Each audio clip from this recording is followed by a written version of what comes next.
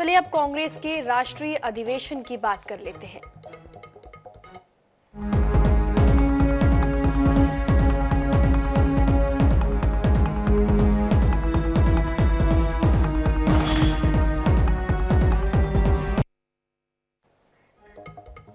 छत्तीसगढ़ की राजधानी रायपुर में चल रहे कांग्रेस के राष्ट्रीय महाअधिवेशन का समापन हो गया। 3 दिनों के दौरान अधिवेशन में नीतियों पर मंथन किया गया। साथ ही आने वाले विधानसभा और लोकसभा चुनावों को लेकर रणनीति भी तय की गई। इस दौरान अधिवेशन में कई अहम फैसले भी लिए गए, जिसमें सीडब्ल्यूसी का चुनाव नहीं कराने का फैसला करते हुए खड़गे को सदस्य नॉमिनेट करने का अधिकार दिया गया। साथ ही पार्टी के संविधान में भी बदलाव किया गया। महाधिवेशन के आखिरी दिन राहुल गांधी ने भारत जोड़ो यात्रा का अनुभव साझा किया। इस दौरान उन्होंने सावरकर का नाम लेकर केंद्र सरकार पर करारा प्रहार किया। उन्होंने कहा कि हम सत्याग्रही हैं और बीजेपी वाले सत्ताग्राही हैं। महाधिवेशन को कांग्रेस महासचिव प्रियंका गांधी वाड्रा ने भी संबोधित किया। उन्होंने कांग्रेस नेताओं से जमीनी स्तर पर काम करने और एकजुट होकर आने वाले चुनाव में भिड़ने की अपील की। वहीं कांग्रेस अध्यक्ष मल्लिकार्जुन खड़गे ने कहा कि सोनिया गांधी के संबोधन ने हम सभी कांग्रेसियों को प्रोत्साहित किया है। राहुल और प्रियंका ने कार्यकर्ताओं में जोश भर दिया है। अधिवेशन को कांग्रेस ऐतिहासिक करार दे रही है। नेताओं का मानना है कि इस अधिवेशन ने पार्टी को नई दिशा दी है और आने वाले दिनों में इसका फायदा कांग्रेस को जरूर मिलने वाला है।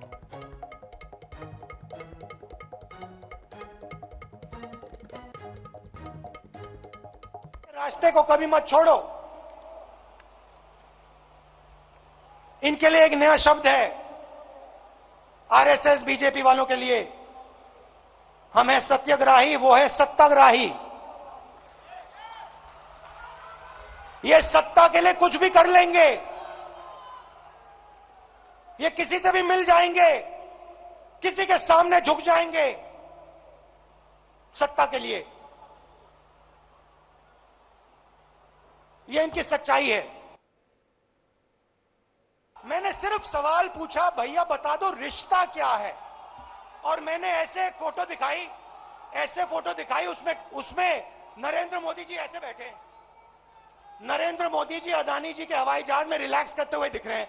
तो मैंने पूछा भैया बता दीजिए रिश्ता क्या है। नरेंद्र मोदी जी से पूछे, बहुत सीधा जवाब था, कोई रिश्ता नहीं है। भाइयों और बहनों,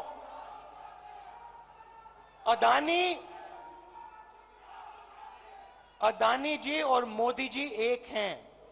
एक बार नहीं, हजारों बार पूछेंगे, रुकेंगे नहीं। जब तक सच्चाई नहीं निकलेगी, अदानी जी की सच्चाई नहीं निकलेगी, तब तक हम नहीं रुकेंगे। हमें अपने गिले शिकवे अलग करने पड़ेंगे, एकजुट होकर लड़ना पड़ेगा। हमें दिखाना पड़ेगा इस देश को कि आज नौजवानों के पास रोजगार नहीं है।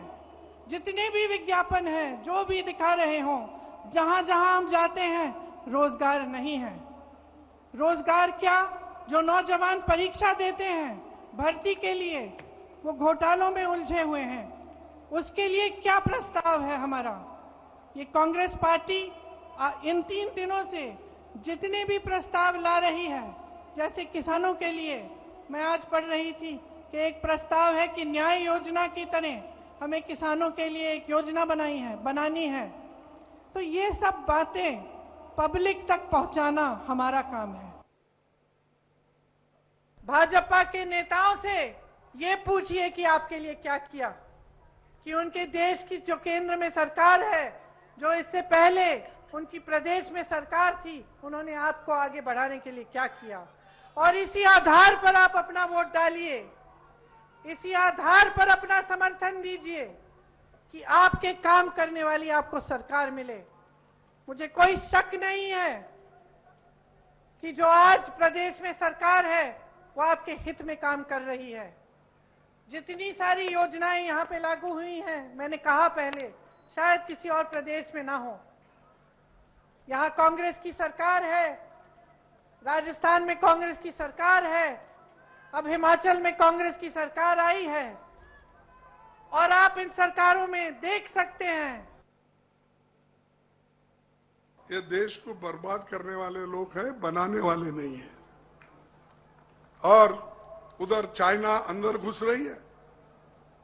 राहुल जी बोले देखो हमारे देश को सुरक्षित रखना है तो हम बहुत केयरफुल रहना चाहिए, और चाइना अंदर आ रहा है, पुल्स बना रहा है, रास्ते बना रहा है, घर बना रहे हैं।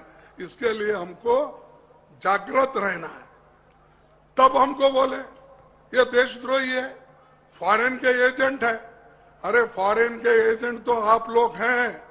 हमने तो इस देश को आजादी दिलाई, हम इसको मरने नहीं देंगे, और इसको जिंदा रखने के लिए हम हर कुर्बानी के लिए थे।